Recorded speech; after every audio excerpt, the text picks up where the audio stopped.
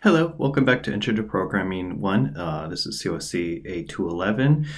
My name is Scott McDermott. Recording this for Loyola New Orleans University. This is Chapter 6, Part 1. Okay, this chapter should be a little bit quicker than the other chapters. It's not very difficult conceptually compared to some of the previous stuff we've covered. So, in this chapter, as you can see here, is all about functions. Functions are our friends. We really like to put things as much as possible into functions. When we start talking about functions, we want to start talking about modular programming. Modular programming just means putting it into pieces that can fit together in a way that makes sense. If you want to think of it in terms of, like Lego blocks or something like that, you can use a lot of different Legos to build one big object. Well, you can do the same thing with functions. So that's exactly what I just said. Smaller, manageable functions or modules. You'll hear that term used frequently. I'll use primarily the term functions, but occasionally you'll hear modules mixed into that, procedures as well. There's a few other synonymous names, but mostly I'm just going to call them functions. So a function is just, as it says here, just a statement that does a whole bunch of, a group of statements put together to perform a specific task. Now, typically speaking, when you create a function, you want to have it do something specific and immediate and direct, and don't have it do a whole bunch of other things. So it's really good to actually try and create it so it actually does one item at a time. Like you could write a function to, calculate the square root of a number, or another function to display your menu or something like that. Something that it does one task, and preferably something that does one task that you'll need to use often. Okay, cleans up the code, and we'll see why in a sec. It also makes it easier to maintain and kind of helps you organize your process a lot of times. It's a really good technique to start learning. We've already been dealing with functions up to this point. We have the main function that is actually a function. So we've actually been dealing with it since chapter 1, chapter 2. But this allows us to break it off into multiple functions. So this is an example of a main program with a whole bunch of statements. They're obviously going to be a whole bunch of different statements potentially, but we can break that off into different statements. Put the statements A, B, C, D in function 1, and put A, B, or D, E, F in function 2, and then maybe A, D, E, F, G in function 4 or 3 to do different things. So and the function names are just like your variables, up to you. So let's get into this. Let's just actually dive right in and start showing you some good examples.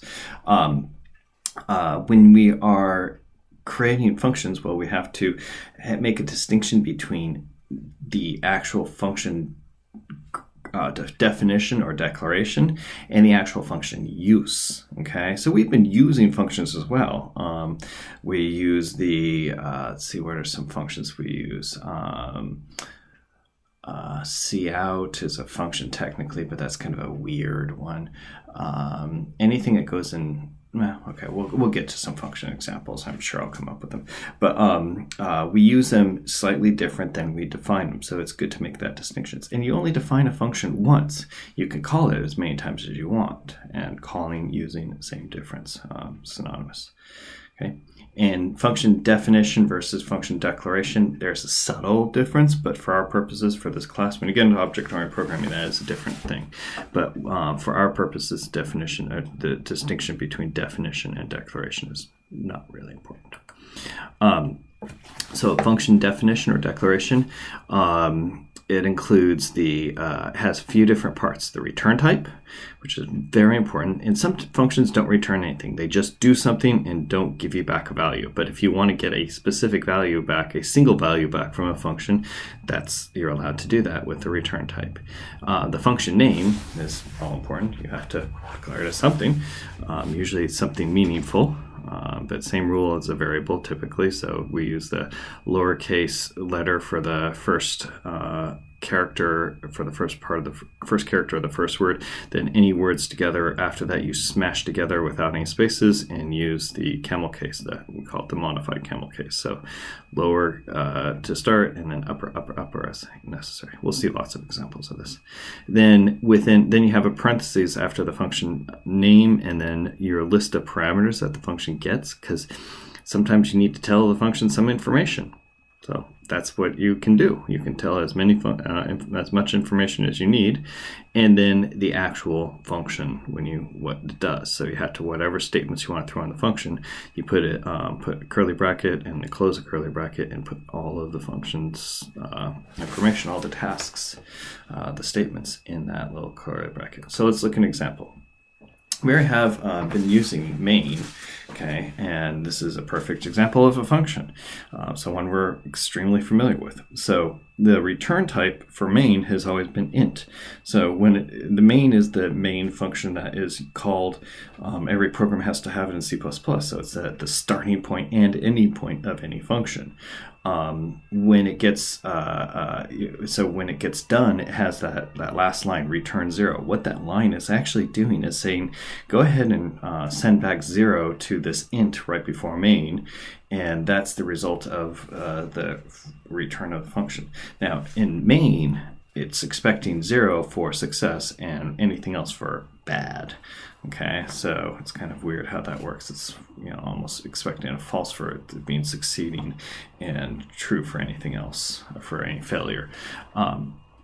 But then we have, so after the int up top, we have the main, the word main, and notice there's a space before the parentheses. Don't do that. That's bad style. I don't know why that's in there, but that's a picture. I can't change that in the slides. I would if I could, but you'll see it better on the next slide. And then the actual parentheses. So we're not taking any arguments in that for the parameters, or a list of arguments. Y'all use those two terms frequently interchangeably, argument or parameters. There's a subtle difference, but for our purposes, we don't need to worry about the differences. So there's a list of items that can be sent to main, and we just don't care about that. So we just want main to run, so we don't have to worry about where what directory it's in or any other files or things that get sent to main by the program to the program. So we can ignore that, but we still have to have the parentheses and then the body of the function in the brackets. Okay.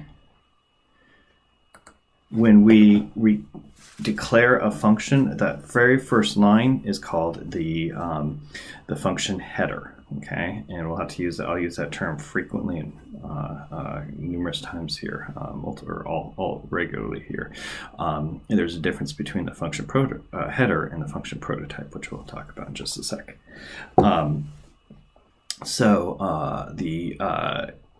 The data type that gets returned by the function is defined within that, right before the function name. So in the case of int main, it's int, so it's going to expect an integer to be returned. There's also this data, and it could be double, it could be some data structure, it could be any number of things, but most of the times it's like an integer or double or something like that. That's reasonable. Okay. Or often it's also just void. So void is a special data type that is literally void of any properties. It's nothing. It's 0. It's empty. It's just a placeholder there. So when you have a void for the before the function name, it's saying it doesn't need a return value. In fact, if you return a value to if you use the return statement and a function has the void return type, your compiler will actually complain about that. And if you don't return something to a function that does have an integer or something else, it gets upset as well. So whatever you set the return type to, make sure you correlate that with how your function works. Okay. When we want to use a function, and we'll go into many examples of this, I promise, but when we use a function, then we just call the function by its name, whatever you want to declare it as, and it usually has something logical, appropriate, just like a variable name, and it's the same rules as variable names. And then you use the parentheses, and if you have to send any data to it as arguments or parameters, then you put them within the parentheses, and then follow it by a semicolon. Okay, end of the statement, basically. That's your period at the end of the sentence, or a period at the end of the statement. what happens then is when you call a function, immediately the computer goes and reads the instructions in that function and does what it needs to do until it's finished with that, until you get a return or something like that, and then it moves on and it's all done. So, and then it continues on with the usually from where you called it, like in the main. Okay, let's see an example of this. So this is, we have a function called displayMessage, which is really silly and everything. It's not really useful. Usually functions have more than one line of code in it, but let's just go with this. So this function displayMessage, defined and declared and defined in line 10, it just says displayMessage, and then it doesn't take any data types, or it doesn't take any data, it doesn't return anything. All it does is just print the message hello from the function displayMessage, in a line break.